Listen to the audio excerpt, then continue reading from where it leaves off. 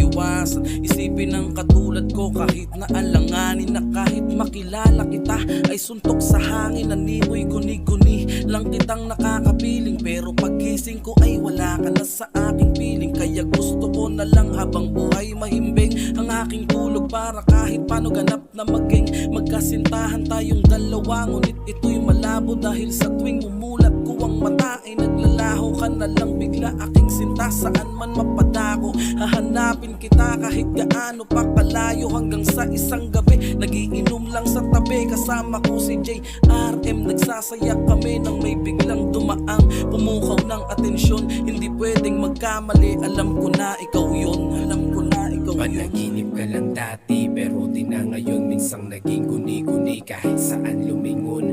Masaya ko na nakita na kita ng personal, bagay na aking hiniling at hinintay ng kay tagal.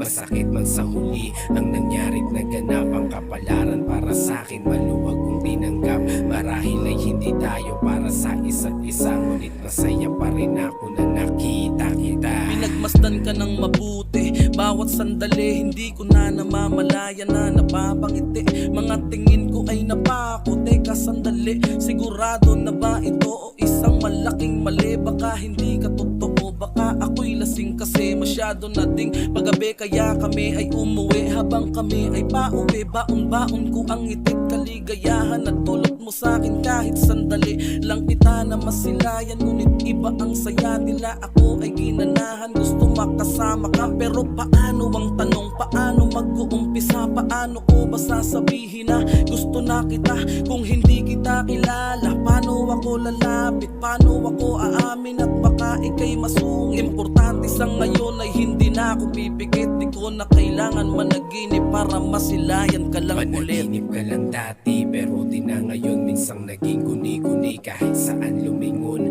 Masaya ko na nakita na kita ng personal, bagay na aking hiniling at hinintay ng kay tagal. Masakit man sa huli ang nangyarit na ganap, ang kapalaran para sa akin maluwag kong tinanggap. Marahil ay hindi tayo para sa isa't isa, ngunit masaya pa rin ako na nakita kita.